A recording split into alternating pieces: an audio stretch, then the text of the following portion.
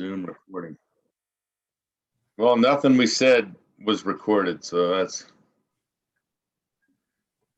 okay.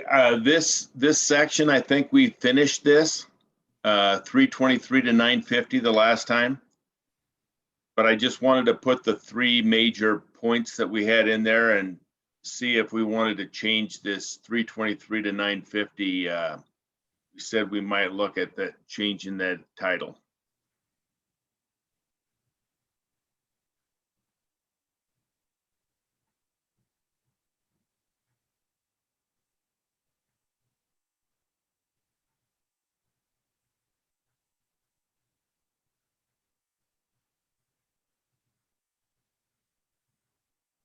Well, what is, we have two sentences there, or I'm not sure what. Okay, Jesus Northern Ministries. I see, okay.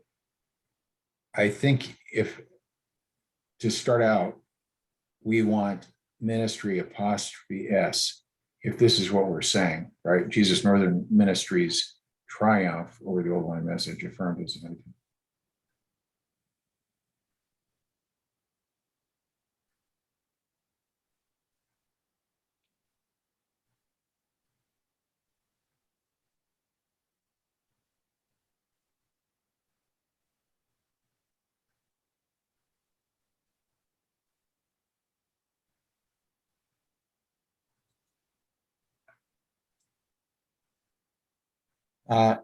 Steve, I don't want to go too far on this, but I thought a little bit about this booklet after we after we finished last time.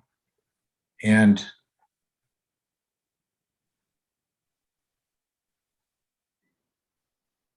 let's see here. I don't know. I guess it's all right the way it is.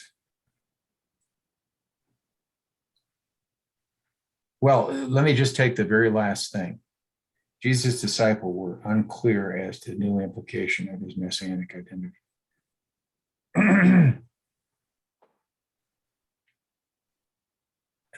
They were more than unclear. They were totally in the dark. So what happens in, here's how I've outlined it a little bit.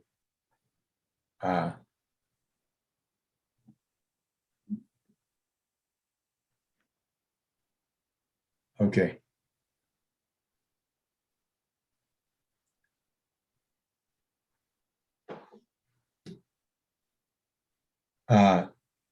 What he says in, let's see here, I gotta grab my Bible.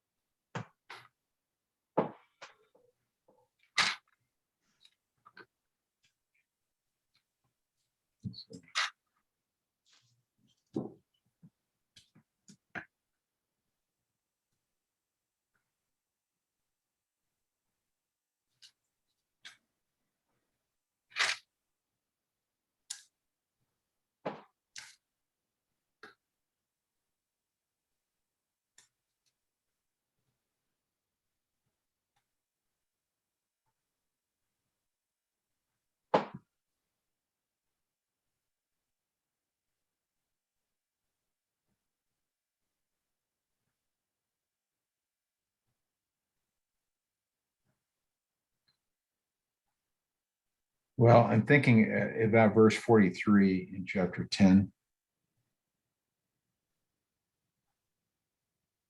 He has Jesus Chapter 10? Of chapter 9.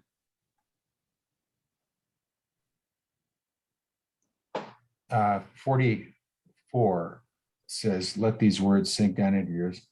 The Son of Man is about to be betrayed in the hands of men." And what's just happened was he healed the boy, just like in an earlier passage, which I think is a structural marker.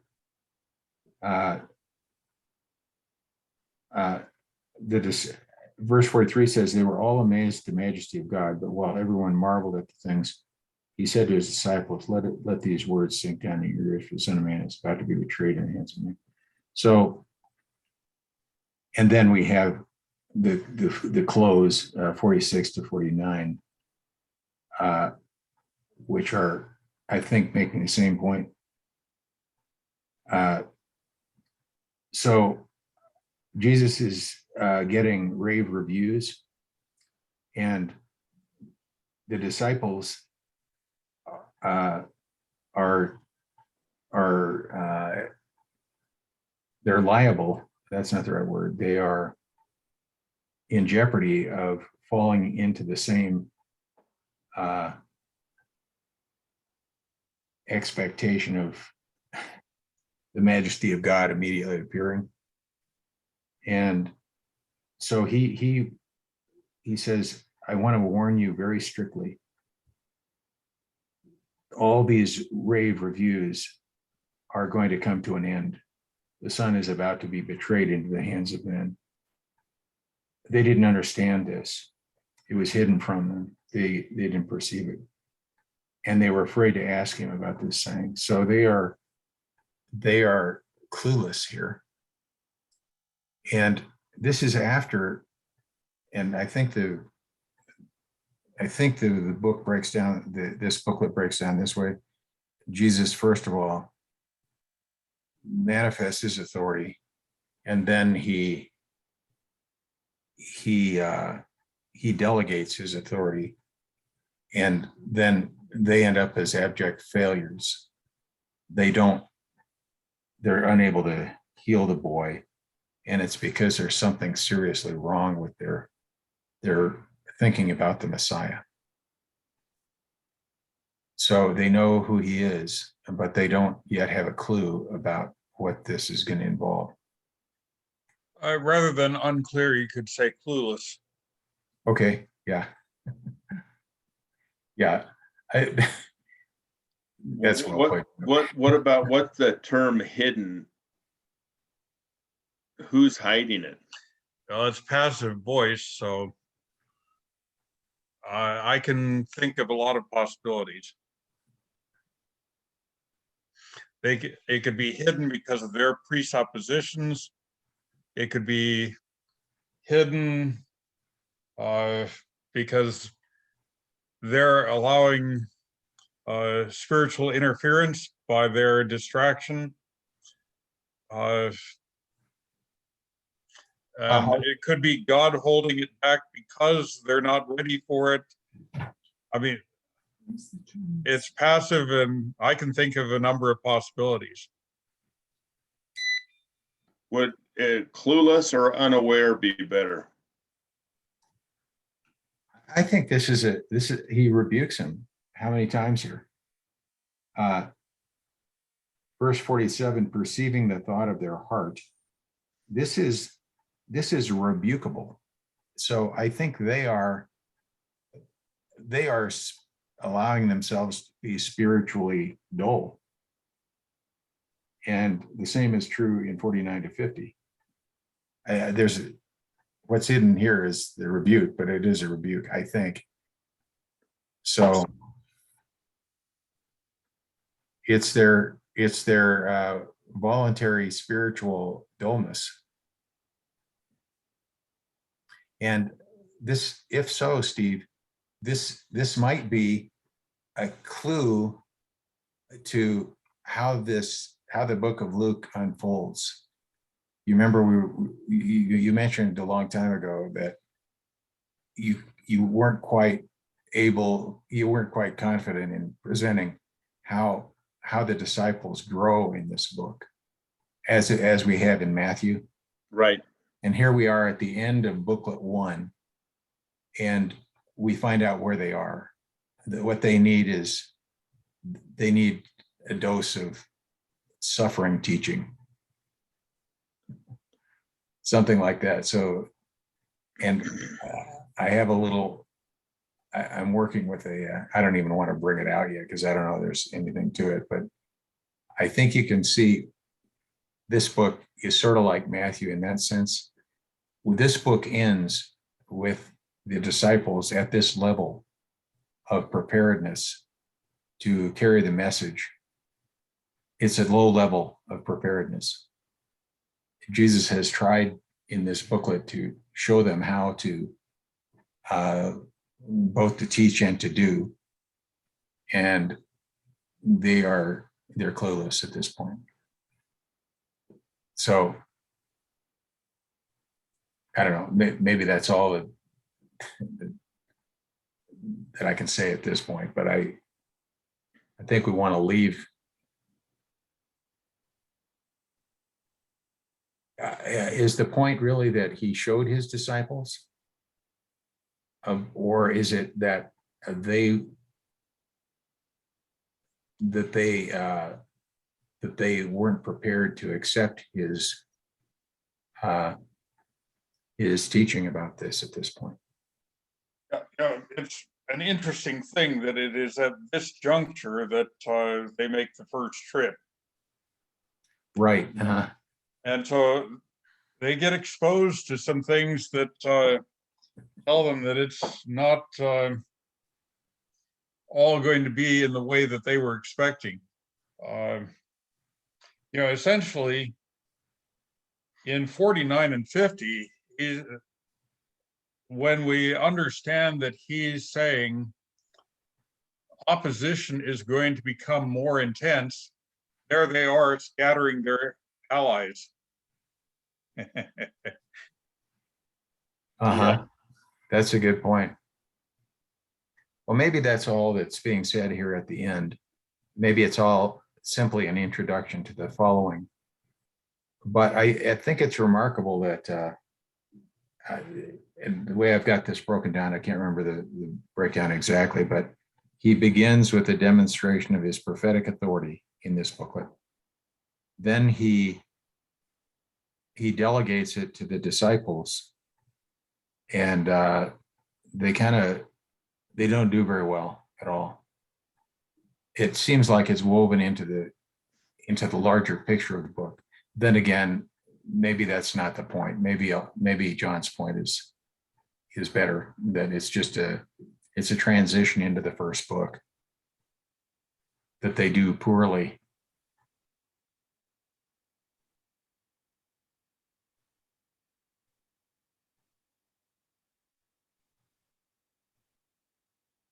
I think what you've got now is, maybe just that one word change is probably all we needed there.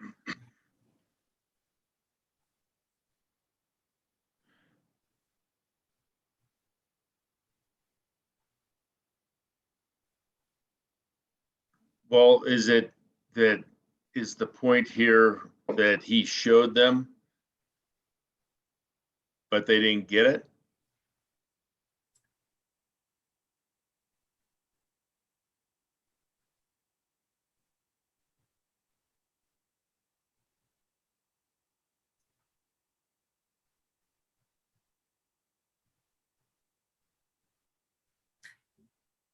I think it's more than just showing them in 37 to 43a. I think we have verse 41, "O faithless and perverse generation, how long shall I be with you?" I think in the other gospels, if I recall, this is where Jesus says, howbeit this kind does not come out but by prayer and fasting. If I remember correctly. Now we can't read that in here exactly because Luke doesn't tell us, but the idea, I think, is consistent with this, in that there's suffering that's gonna have to happen. You're gonna have to have some self-denial, prayer and fasting. So there is rebuke here, I think, in verse 41. He showed them, but he showed them with a rebuke because they should have gotten this. Just as they should have gotten it in the transfiguration, but they got a rebuke from heaven.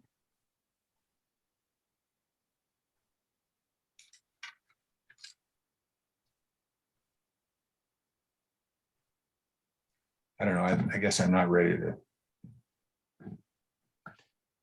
to have a constructive suggestion about it, but Well, one of the things that I find interesting, a generation is clearly a collective noun. mhm, So then we have you plurals, but the last statement in the uh, verse is your son is singular, your being singular. mhm. So one thing that I have wondered here is, are the disciples being included within the perverse generation? Mhm.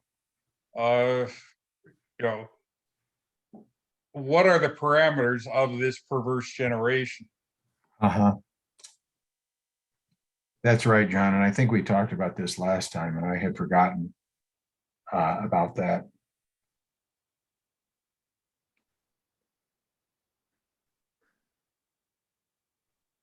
What if on this title, we put Jesus showed his disciples how far they were from grasping him as the exemplar that would or from suffering. So the idea is he's showing them how far they still need to go, versus, which makes it more rebuking. Well, John, that's a good question. Steve, let me go back to John's question on verse 41, and this might help us. This generation, I'm thinking that it does include the disciples, but it's also the entire generation of Israel. Yeah. Um,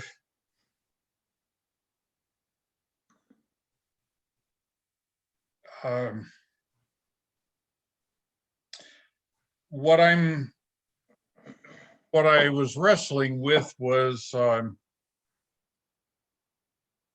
we see the terminology that Jesus uses in the last discourse, where he makes it clear that the disciples are not of this world, just as he is not of this world. Mhm. So, the question then becomes,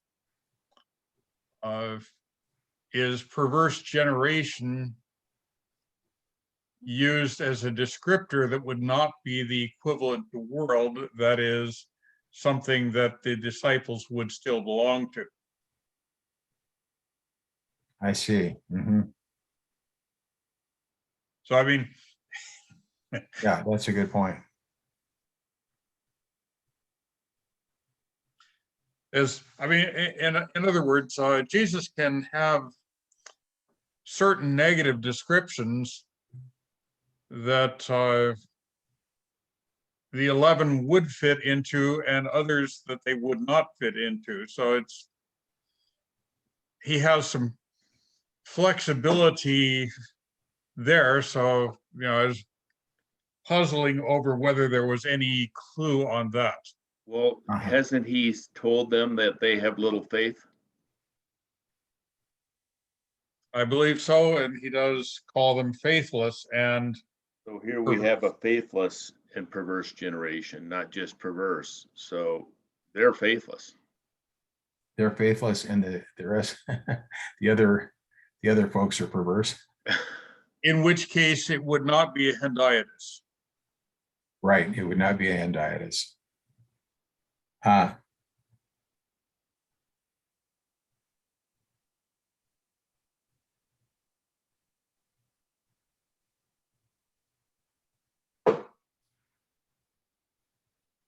Well, and the perverse, in that case, might not apply to the man, the boy's Right. father. It would apply to the Israeli leadership who are unable to do anything like this.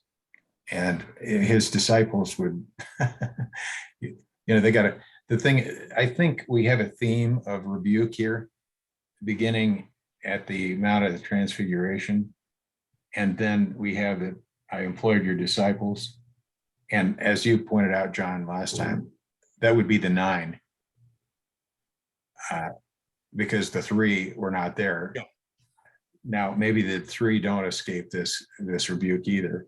The 3 got rebuked on the Mount of the Transfiguration, and the 9 get rebuked here. And then we get to verse 48, and Jesus thinks it's necessary to correct their perspective so that they're not lulled into thinking that it's a bed of roses all the way to Jerusalem. That they should not expect this kind of great glory. And then he has a rebuke for them as to who's in priority. And then he has a rebuke to them over alienating their allies.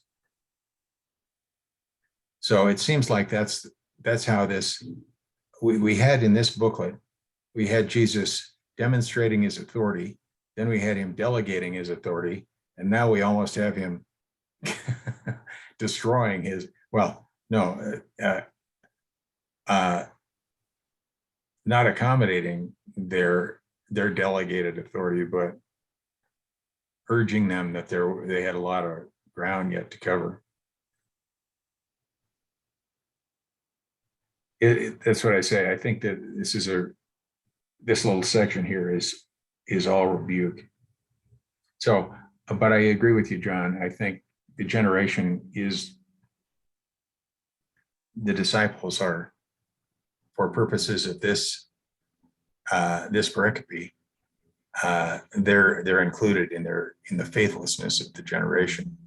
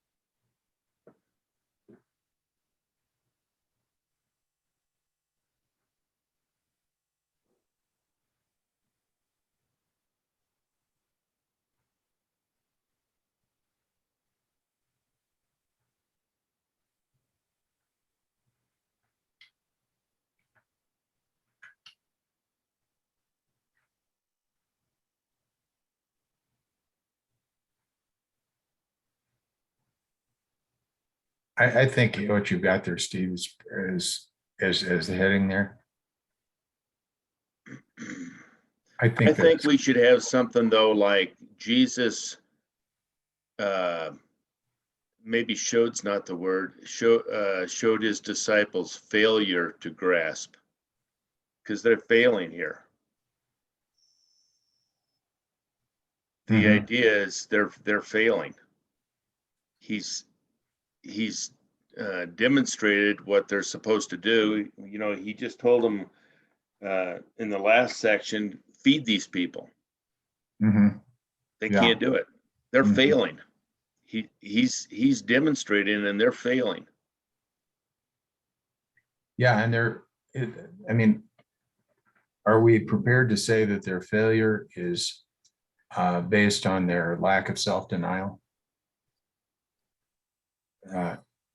Well, why is it that they are failing? Because they're faithless and perverse. Probably perverse is lack of self-denial, and faithlessness is they're not relying on God.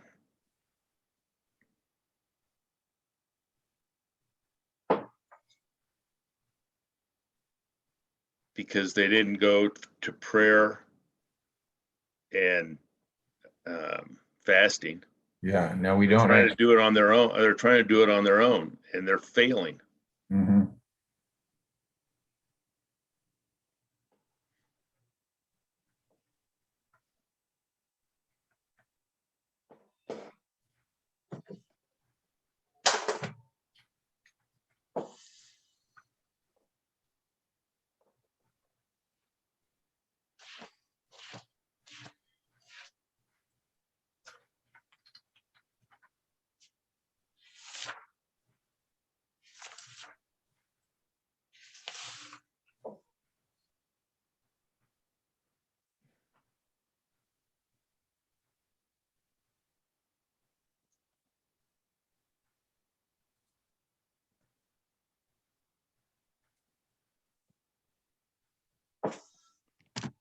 Oops.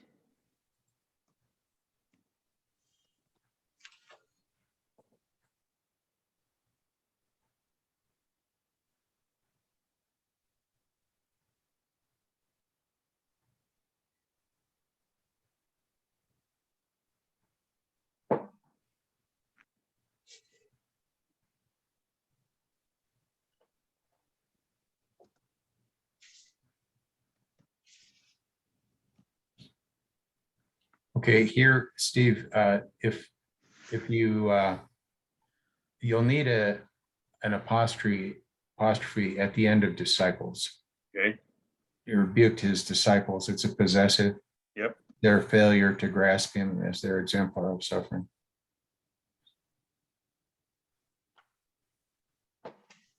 Okay, now the question is, I don't think this is what you're meaning to say, but he rebuked his disciples' fear to grasp him as their exemplar of suffering.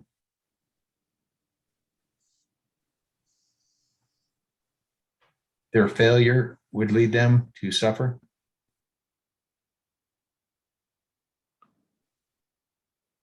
Do you see my question there? He rebuked his disciples' failure to grasp him as their exemplar. Would lead them to suffer. Whoops. Go ahead and put the there. Now, I think you want as their exemplar of the suffering that would lead as the suffering that would lead to rewards, glory. Can I put suffering leading them? Yeah, yeah, suffering leading them. That's fine. And then you need to get rid of the to suffer and so.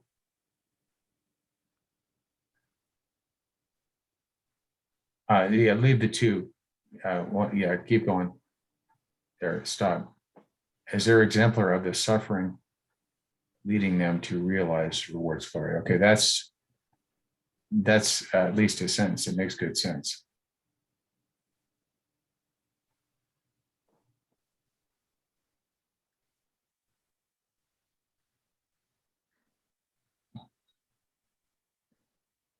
Let's see here.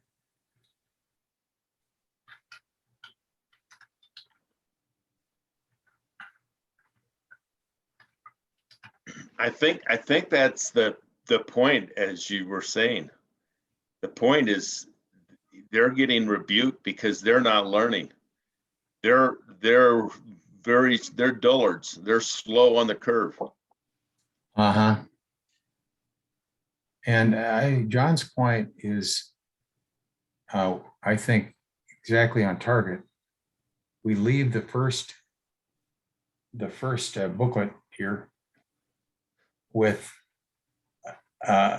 his appointed delegates who are completely incompetent.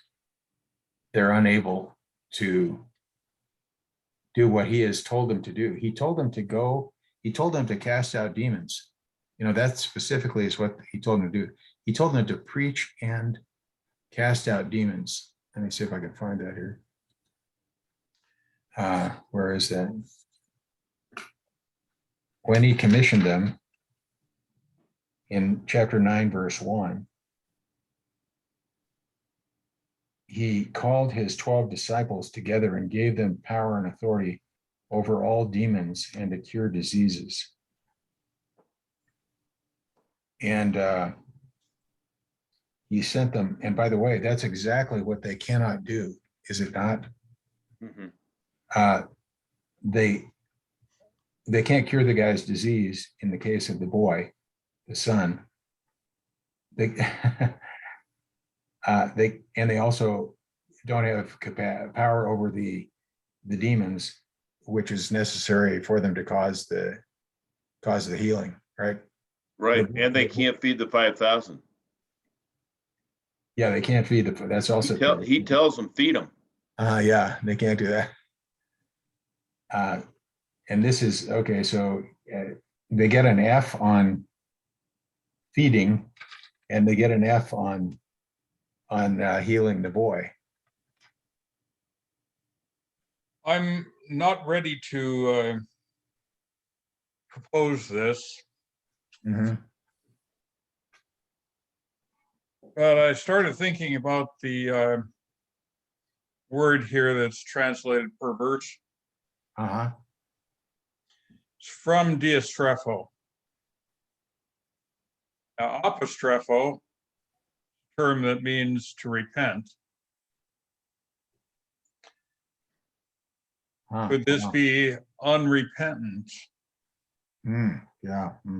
I mean,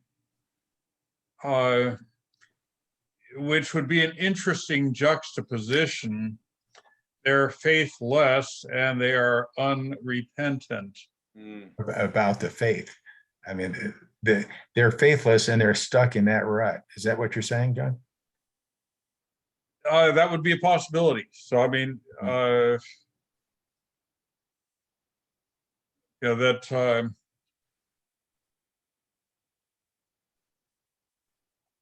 they're not being shaped in their thinking and they're not being shaped in their conformity either. I see. Uh-huh. Yeah. I'll be right back.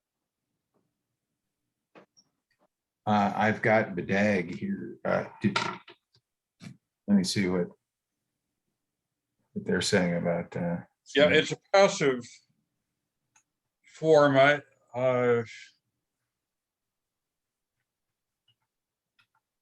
don't know what the aorist passive looks like, but I'll look up strepho. And let's see, where is that? Should be right here. Okay. Principal parts.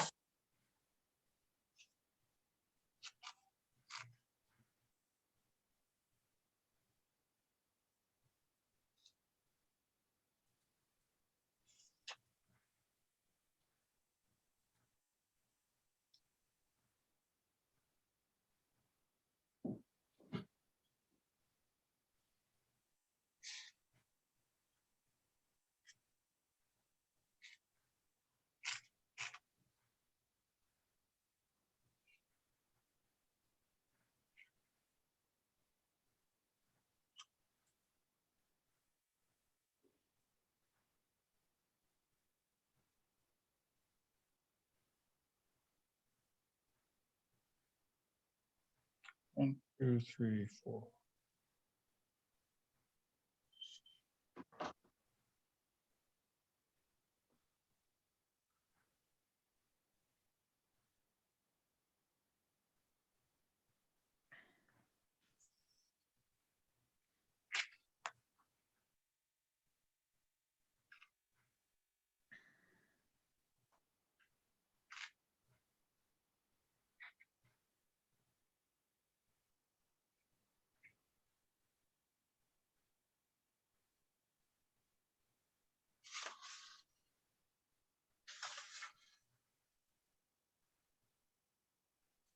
You've got it used a lot in Acts, in Luke and Acts.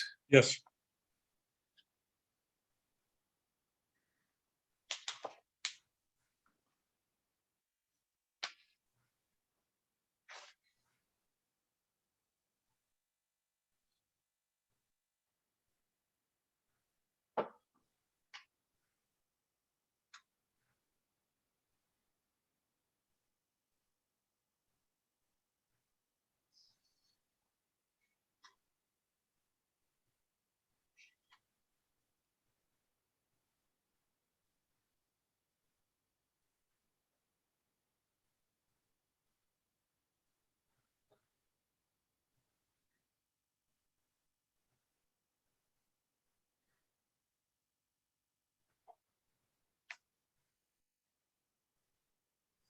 Yeah, well, that's a good question, John.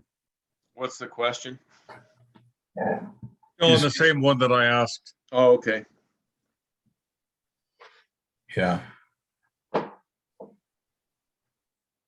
So instead of perverse all the time, could be unrepentant. could be That's an etymological possibility. possibility, but it's not the same word, but has the same root with a different uh, preposition prefix.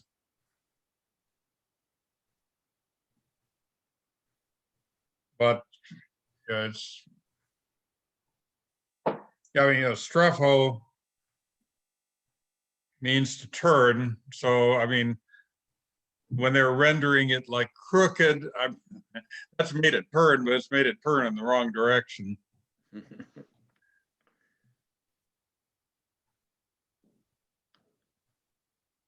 And perverted in English also has that sense of a wrong turn.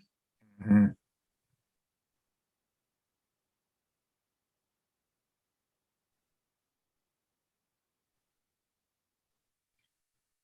Uh, just in verse 41, I think I mentioned this last time. Jesus healed the child and gave him back to his father. And I don't know if you remember, but that's what happened when he healed the daughter. Yep. He gave him back to the parents. I think that suggests we gotta, and the healing that the daughter and giving her back to her parents is, I think that's in the demonstration section, if I remember correctly. In other words, it's the conclusion of Jesus demonstrating his authority, and here he's given them the opportunity to demonstrate their authority, and they get an F.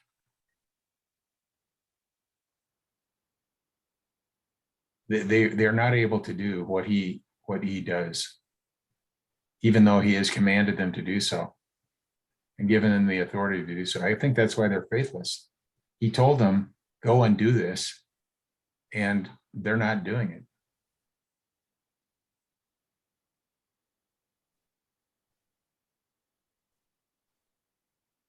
And they're running their own direction. Peter ran his own direction on the Mount of Transfiguration Mm-hmm. when they're debating who's the greatest and when they're Mm-hmm. kicking their allies. Uh-huh. Right.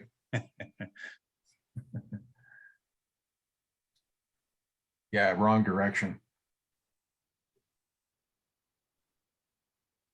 So it looks like they are at least a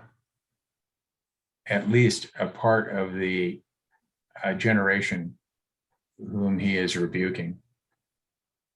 Maybe the major part, maybe the main part.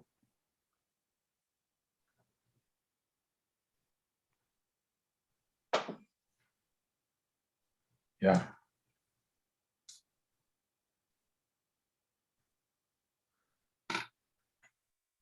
So maybe this this heading up here is Northern Ministries Triumph demonstrated his messianic identity, but we have a failure of delegation. I mean, he delegated, but they failed to receive it.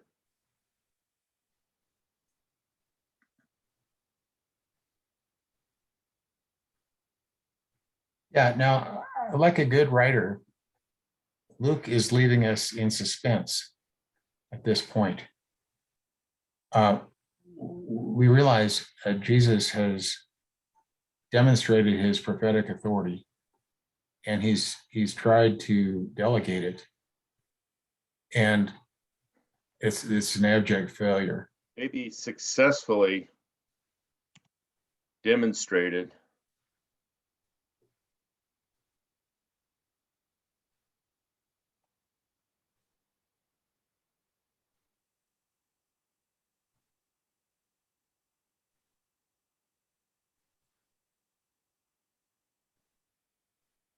But we have to have the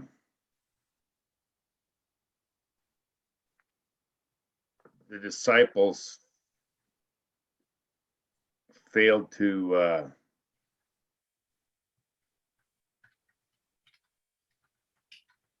not acknowledge it.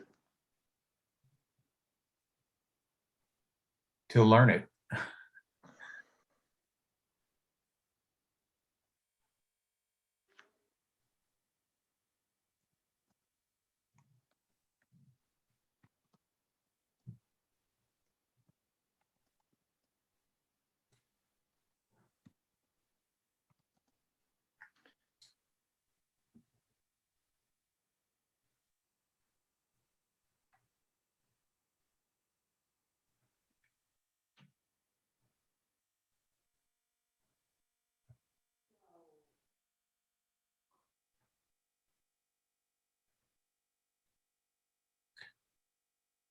Well, and I mean, isn't the overall point that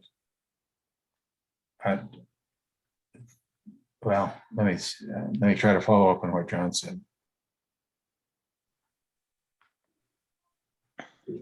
John, you said that it was not a moral failure. You said it was a something kind of failure on their part. Oh yeah, the diastrepho.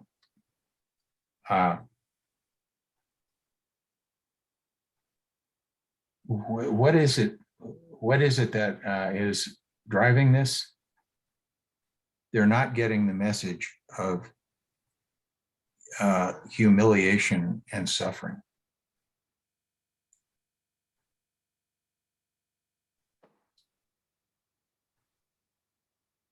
They have, they're not taking the words of Christ to heart about being betrayed into the hands of men and suffering the cross. If so, they would know that they are incapable, just as this story demonstrates. So the lesson would seem to be for the whole that they should have gotten, and that's the historical lesson. I'm not sure if that's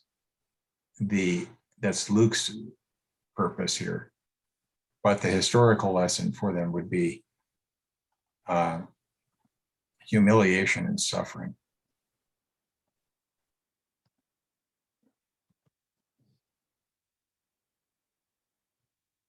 Maybe Luke's point is that hold on, folks. We're gonna see how this is resolved. We've got 3 trips to Jerusalem to prepare the disciples for what they're going to have to learn.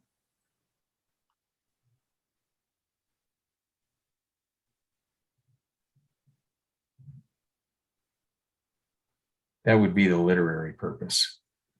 I don't know.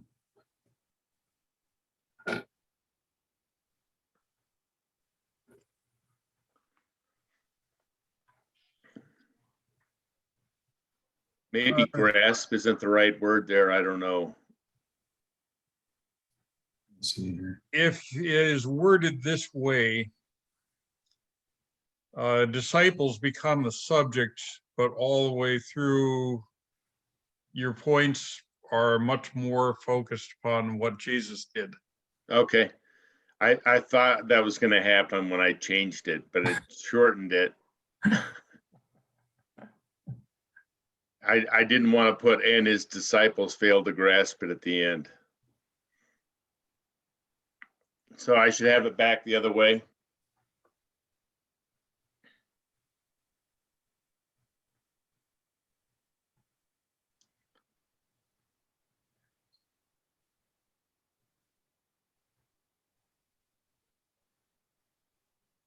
Well, here,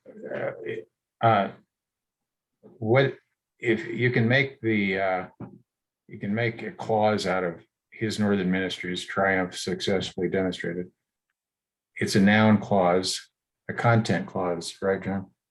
Is that the right word? If you could put the word "that" in there. Put it back the way you had it. Okay, let me see, I gotta get to. No.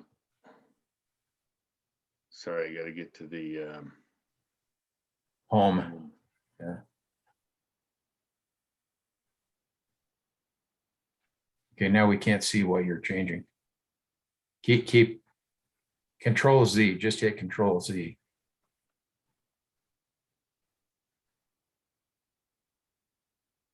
Okay, now you could put the word that before the word his.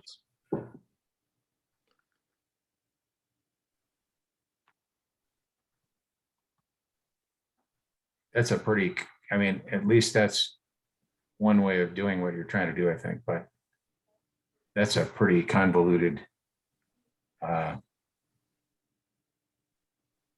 subject. Jesus' disciples failed to grasp it as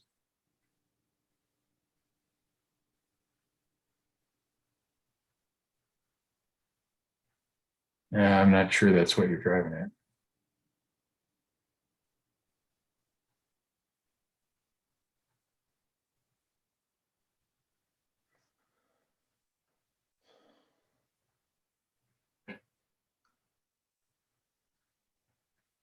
Can you say again, John, what you were saying?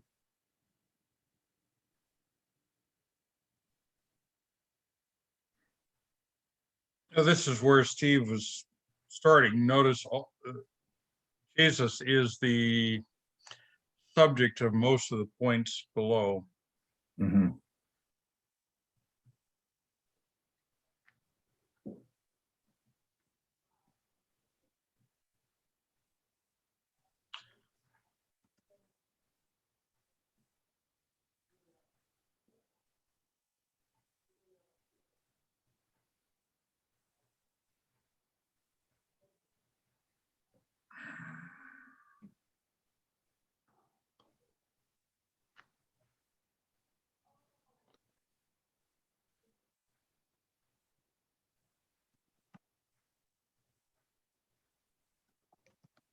I'm just putting this, I don't know.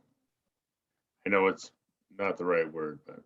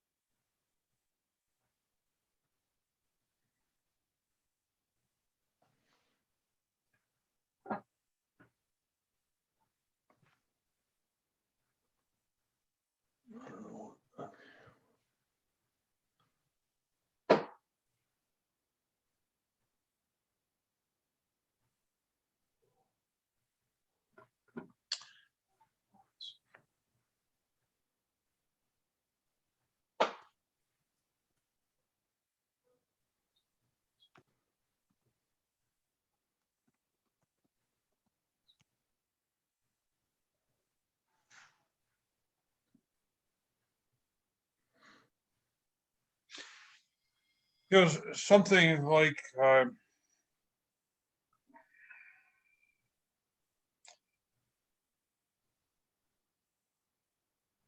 his messianic identity was an exemplar for them, which they failed to understand or failed to grasp.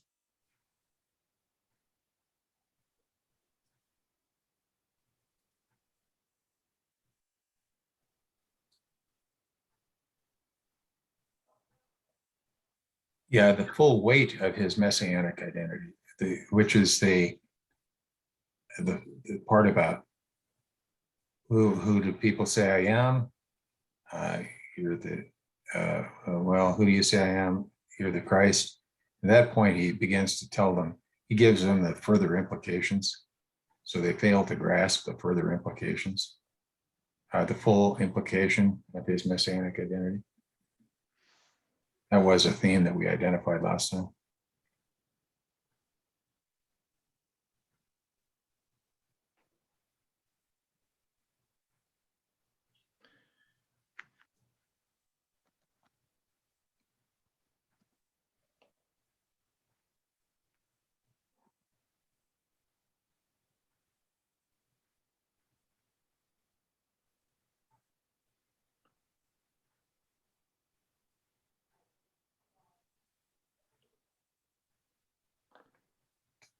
Let's see here. Let me see.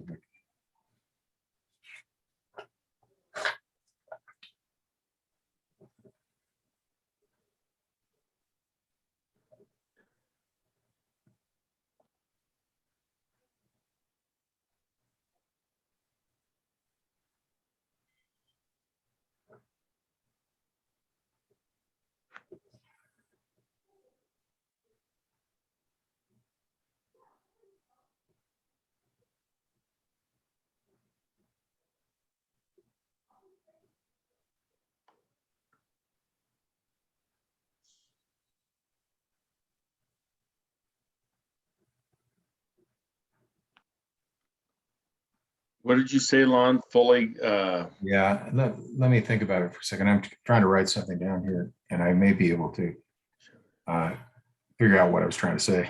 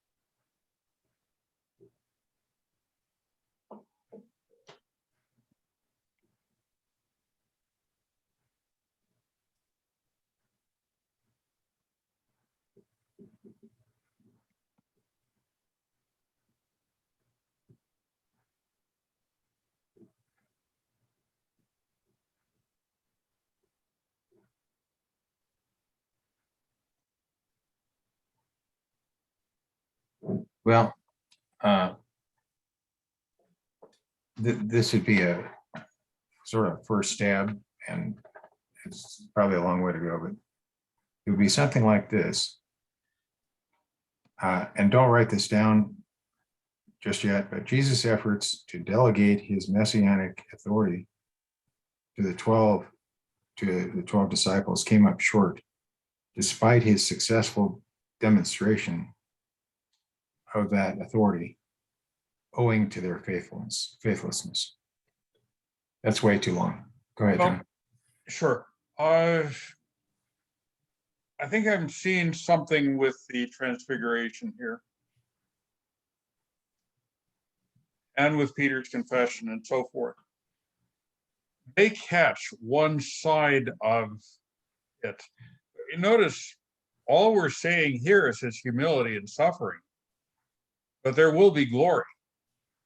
Mhm. And they caught on to the glory side of it, but they didn't catch on to the other side of it. good point. They wanted the glory now.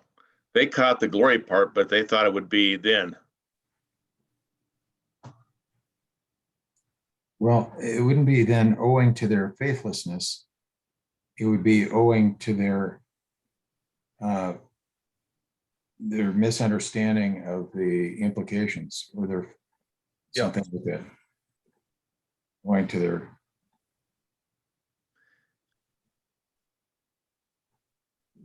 They missed a step. yeah.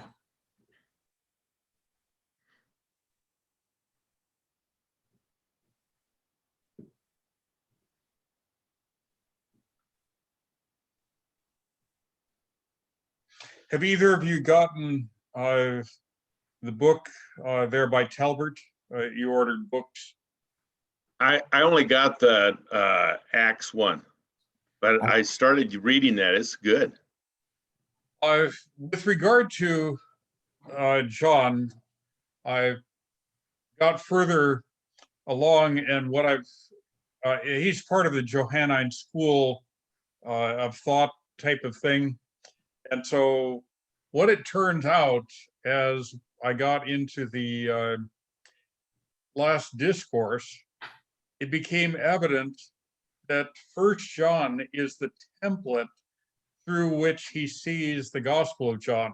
which is a common feature for all of the Johannine school people. And so it's not a good comprehension of First John, but First John becomes a template for the Gospel of John rather than the Gospel of John setting the foundation for First John. Isn't that interesting? Yeah. But yeah, that's a common feature of the Johannine school approach. And they do that because they think that one was written first? Very likely. But they see similarities between the last discourse and First John, and they're essentially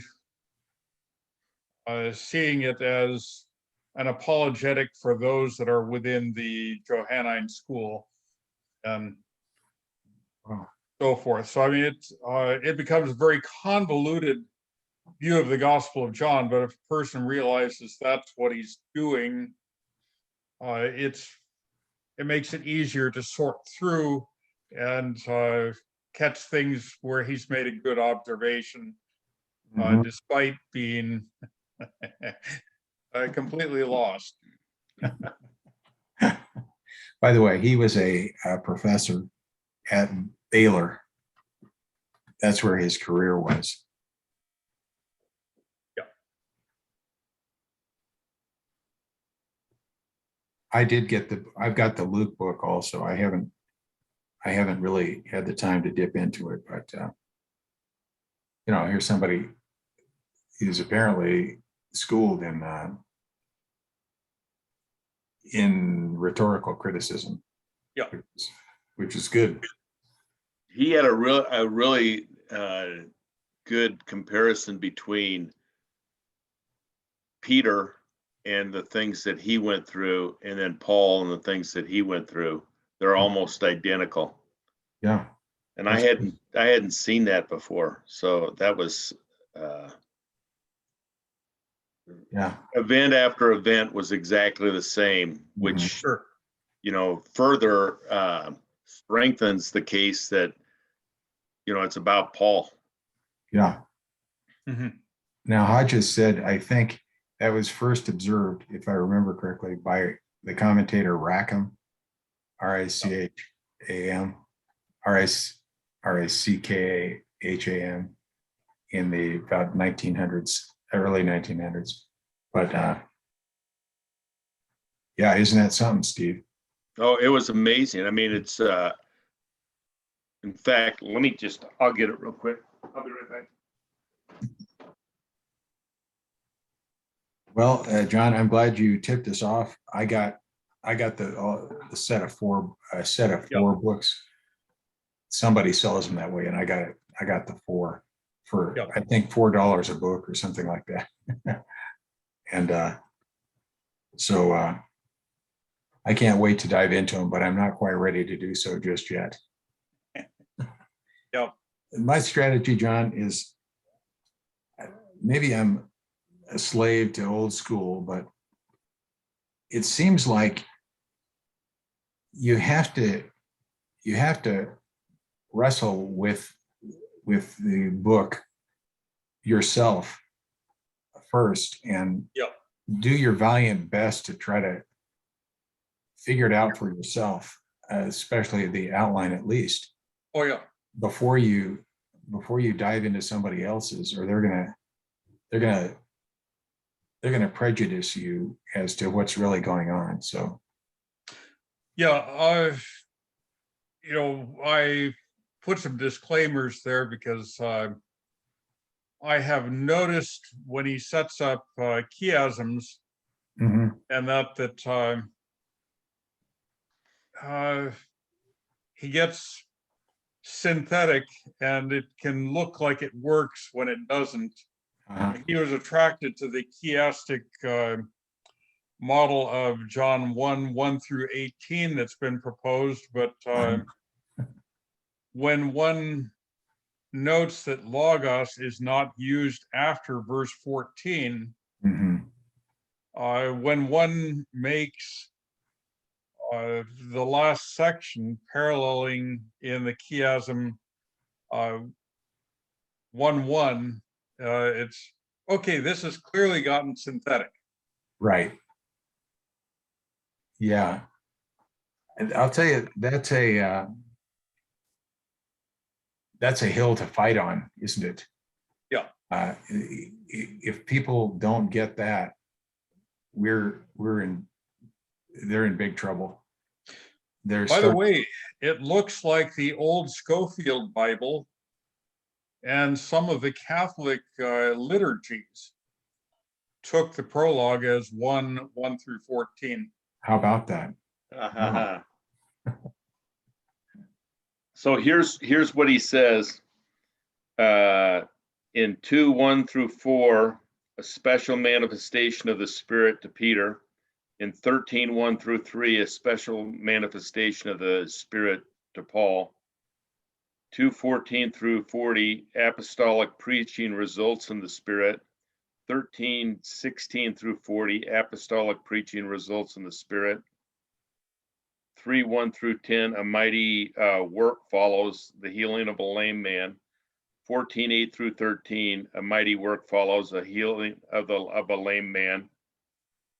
3:12 through 26, the healing of the lame man ends up with a speech beginning with men why. 14:15 through 7, the healing of the lame man begins with a speech men why. 6:8 through 8:4, Stephen stoned. 14:19 through 23, Paul stoned. Then Peter has a mission to the Gentiles. Paul has a mission to the Gentiles. First half of Acts ends with Peter being in prison. Second half of Acts ends with Paul being in prison. Uh, Those were impressive. Mhm. Now, here's what Zane said about that. He said something like, if you were looking for confirmation of your apostolic authority in the first century, how much better could you go than to say, I'm equal at least with Peter, Sure. right? Yeah. In other words, Peter is the measure of an apostle, and Paul, he meets him and raises him by one, something like that. But at least he's equal. Yep. And that's a big part of the argument. Well, what about Peter? He's our guy. Well, wait a minute. Paul is exactly the same guy, if not better. Yep. Yep. So.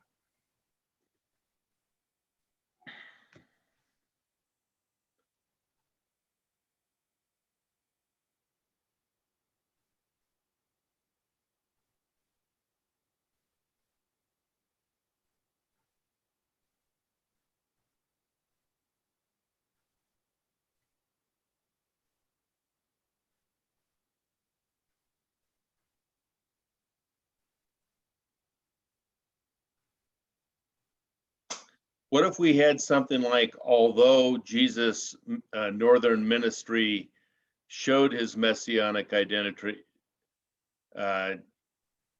humility and suffering wasn't grasped or wasn't understood. The component of humility and suffering wasn't. Yeah, I mean, something along that line will be a good starting point. I think he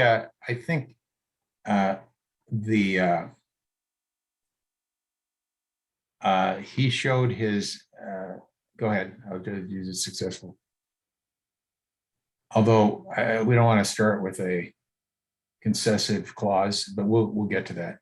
Go ahead and put that down, Steve. Okay, that's good. Yeah, now his messianic identity in this booklet is glory and suffering, or glory and humility / suffering. Do you see? Yeah. The first part of this booklet is all about his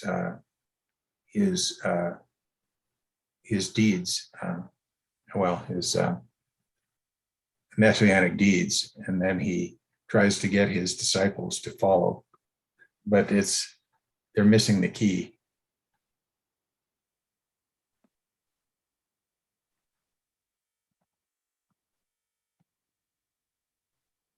Is that right? I think I would put it in the opposite order, in that historically that's how it happens, or at least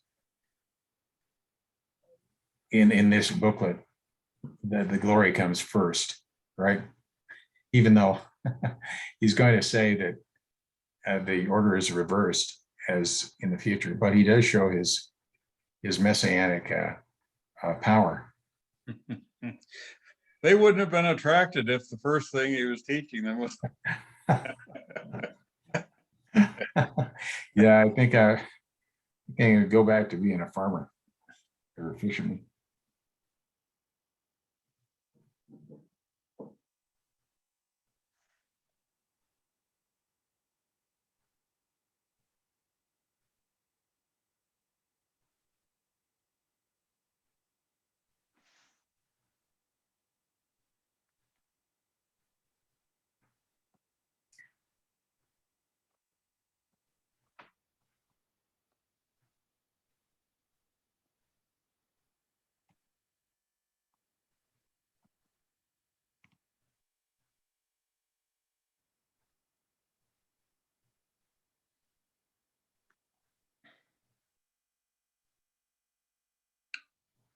After the comma, I would put a but.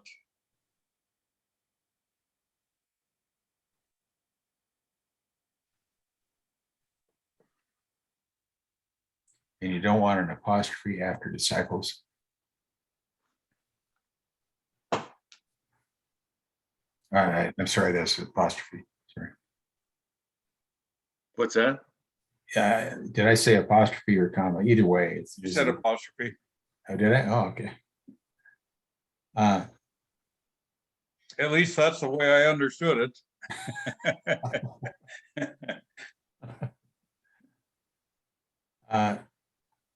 Well, we're making progress here.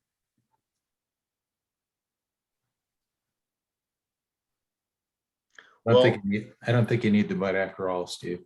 Although Jesus' northern ministry showed his messianic. Well, I would remove the although. Oh, I see. Get rid of the although. Mhm. Oh, I see. That's good, John. I thought it was gone, so I didn't even.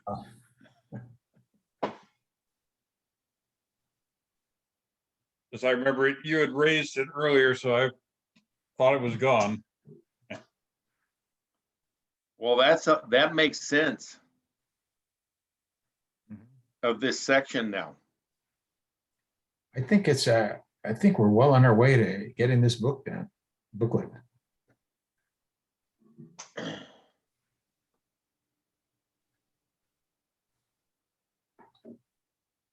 They have a long way to go. They do, yep. And if this book is, if Luke is like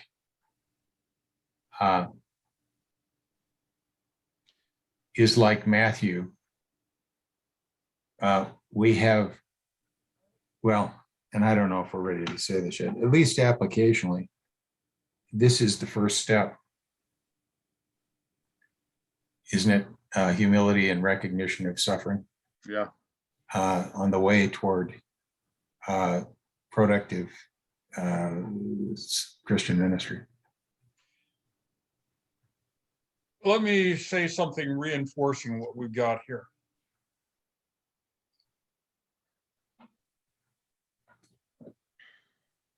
Our counterparts who hold to Reformed soteriology all want to say that the crowds completely missed what Jesus was talking about and so on and so forth, and it wasn't genuine, right? Yep. Now, let's ask a question. Do we think the disciples got it better or got it worse than the crowds? Well, clearly they got it better. So when we look at his disciples, there is a failure to understand an important component. But one would have to say the crowds would have also missed that very same thing. They, you know, we have people that are picking up, including the disciples, where all of this is headed. But there needs to be a refinement in their understanding, and he has to communicate that first to the disciples, so that when they're commissioned as apostles, they will be able to communicate that message to the crowds. Mhm. But if we treat it as abject failure by the disciples, we are really opening up a big door for the Reformed people. That's true. I mean, yes, there was failure, but it's not the total abject failure that we want to communicate, because if we do that, we're playing right into the hands of the Reformed thought. That's a great point. Now, if we, are we safe though in saying the disciples are a work in progress? Oh, absolutely. If this is how the book is laid out. Oh, absolutely. And you know, it becomes part of the context for understanding reception to Jesus' ministry. There were those that absolutely rejected Jesus, Mhm. Yeah, and there were those that caught his message of eternal life and caught the message that he's the Messianic King. mhm. But if the disciples aren't catching the other part of the message, and still they're legit, I mean, that becomes part of the template through which we have to see the response by those that are favorable to Jesus but haven't caught some of the important things that Jesus is wanting to get across. Mhm.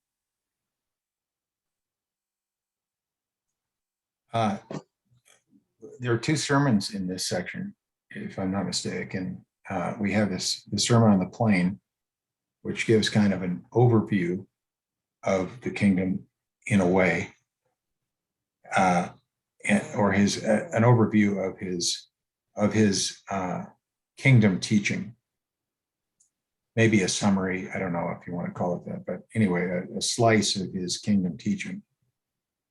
And then once the Jewish leadership has rejected him, which takes place, let's see here.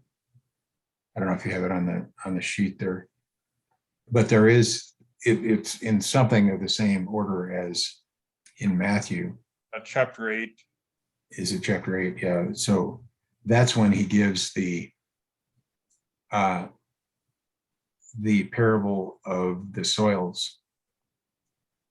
In other words, there's going to be a differential response to Jesus' teaching, and he eliminates the unbelievers, that is the Jewish opposition. But among those who are faithful, or who understand Jesus' identity, that is in the in the first sense, the King of Glory, he sifts them out, and we have only one group. We have three groups that are willing to accept his identity as far as they understand it. But they're going to come in all colors and all levels of commitment to Christ. So we have it right in the passage itself. The only people who go to hell or who are not saved in that sense are the first soil folks. Yep. And the others are, we got a road to cover. We got some ground to cover here with them. So we have that already in the booklet, that it's not an either or proposition. Yeah, So good point.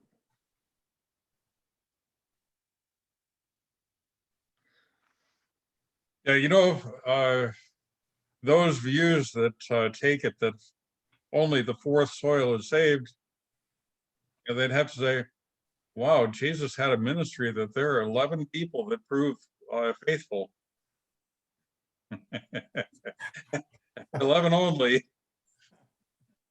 that wasn't much of a ministry, was it? And that we know that's not true, of course, because of Acts 1, where we have 120, right? So, And those are Jerusalemites. right. Mhm. Whereas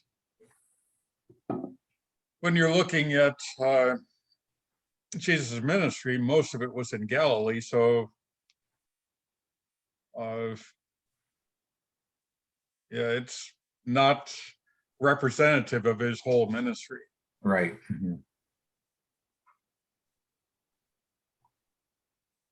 120 is 12 times 10. So that's interesting.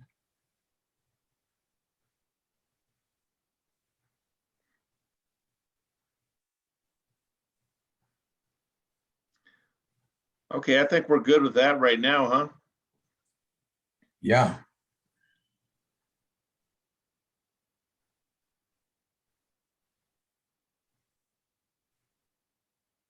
So Okay. that, Now that we got that booklet down, we're gonna whiz through the next one.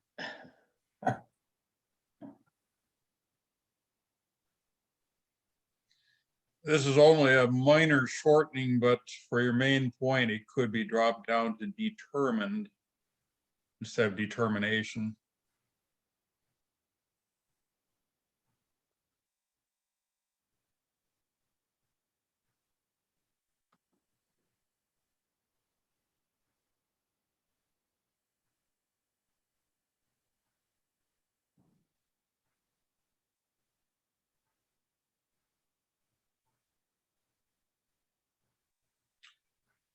We've got occurs and occurs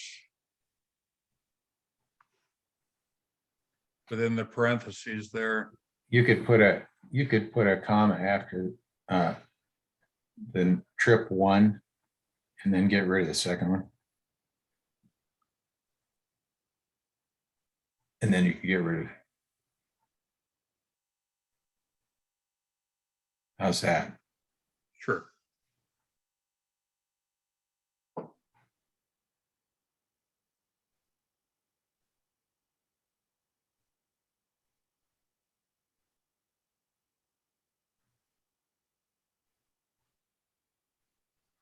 so given what we just wrote on the last one,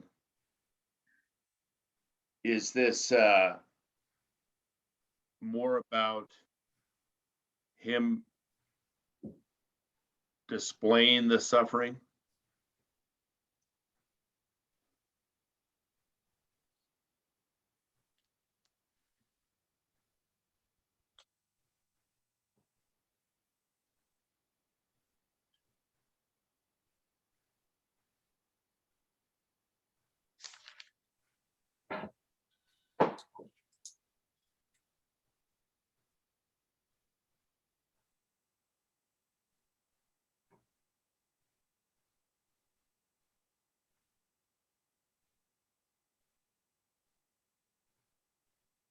I think that the point of this booklet is going to be. Let me look here. I wrote this down at one point, so let's see what I got.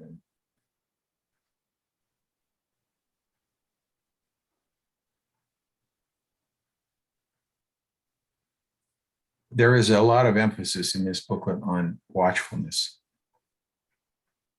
I'm not sure that's where we're going, but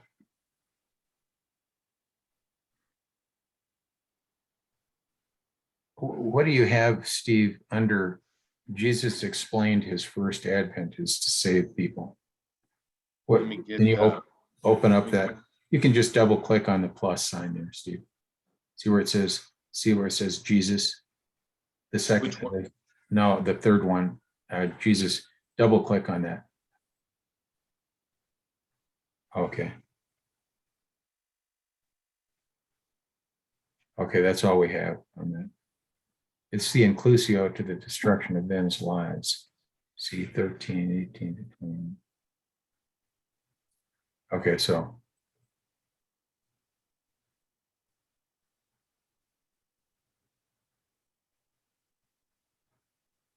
Okay.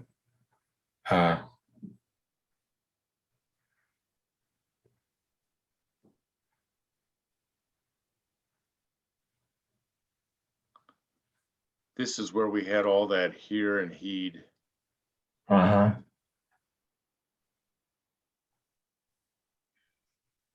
Let me see if I can,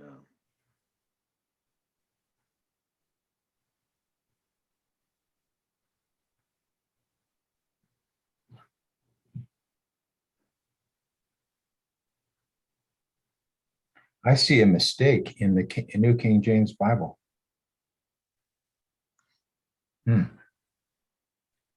In verse 56. That doesn't happen very often, at least in my version here. In verse 56, the Son of Man did not come to destroy men's lives, but to save them. End quote. And then they've got the last sentence there in red. Is yours that way? No, and they went to another village is black. Huh. yeah, mine's black. They went to another village is black. Yeah. You probably have an earlier edition. And who's the publisher of yours, by the way? Thomas Nelson.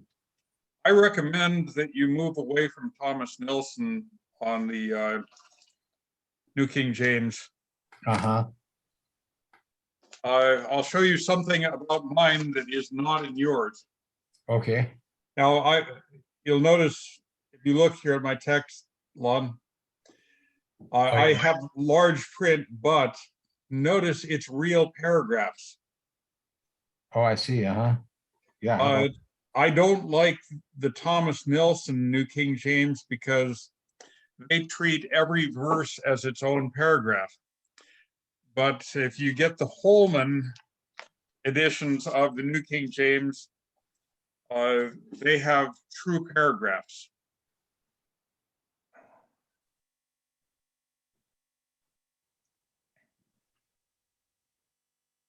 So I greatly prefer the Holman editions of the New King James over the Nelson. I see, that makes sense. It's so much easier to evaluate what they're doing. Is that the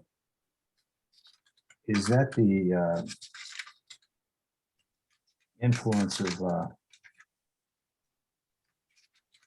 these are our fellow Art Farstead, Art Farstead? I would assume.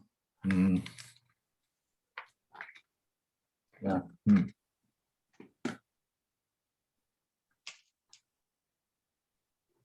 Well, that's very interesting. This is a Bible I've had for many years. Yeah, this the copyright on this is 2013, whereas the only date that is ever given for New King James by Nelson is 1982, which was original edition, but there have been changes through the years. Yeah, I've got a copyright 1988, Oh, okay. printed in the Republic of Korea. Mine is printed in China.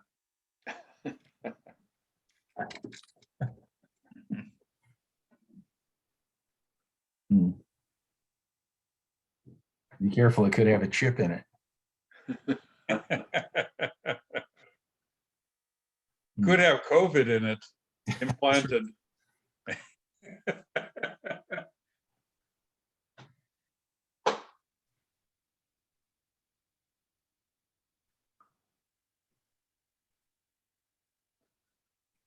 Oh, that's interesting. Okay.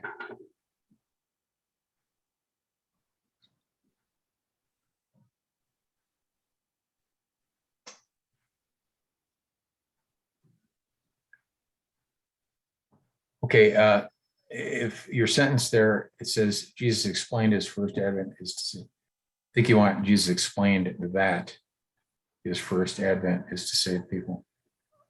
And Steve, this is the same issue as we had before.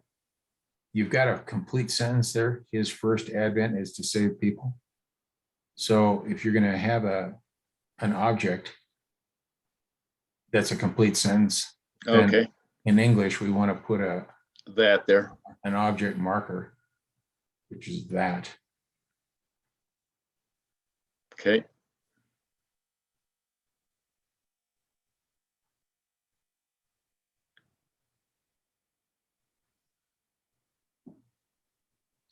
Okay, chapter 10, verse 1. It looks to me like we have a marker there. And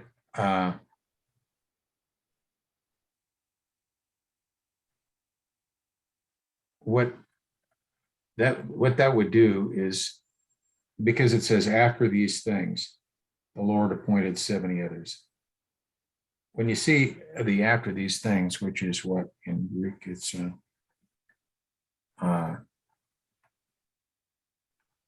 it's metadata. Mhm. That's a pretty strong connective. I don't know how it works out in Luke, but that would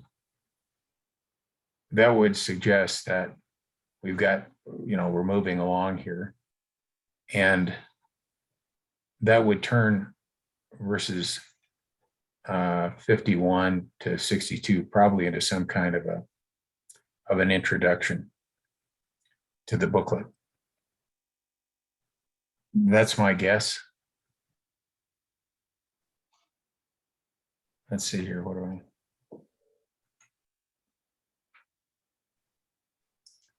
Let me see if I've got any notes on that.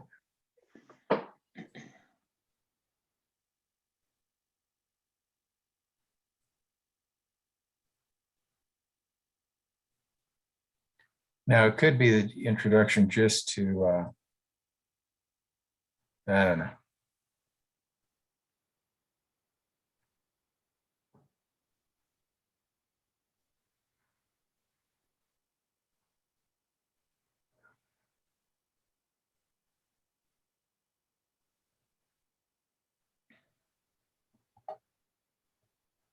It's in this chapter 10 section where we've got the hearing and heeding. it's interesting. After the last section, Mhm. you would think with his disciples not or being clueless, he would have said, we need to, as Vince Lombardi said after they lost, it got pummeled in a game. This gentleman, this is a football. So he went back to the basics. Jesus gets 70 more people. He adds to the people that he sends out. Mhm. Instead of saying, I need to take these guys back to the basics. Mhm.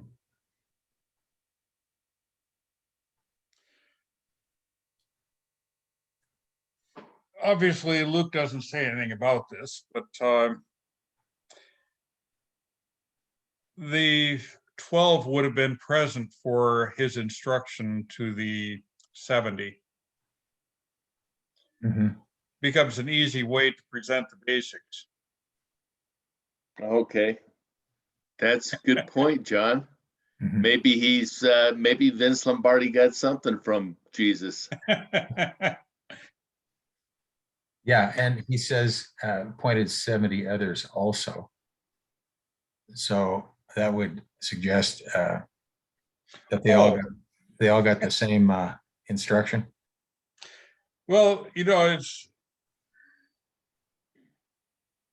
it's kind of a rebuke to the 12. Uh-huh. They were shooting their allies. Uh-huh. They were arguing over who was the greatest. Uh-huh. And Jesus says, well, you don't have a union contract that limits this just to you guys. It may not be any of you 12 that are going to be at the right and left hand. Yeah. Well, yeah, so far not too much progress with the 12. Let's expand our pool of applicants and see where we get with them.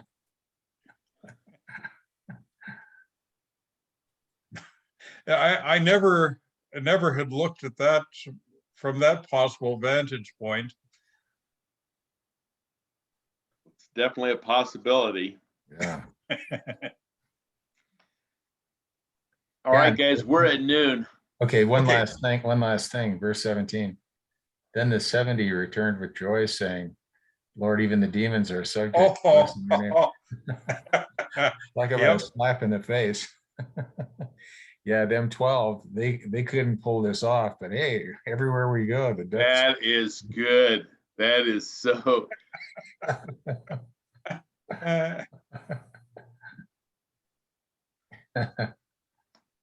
All right, we'll see you guys next Monday, Okay, see you then, Lord willing.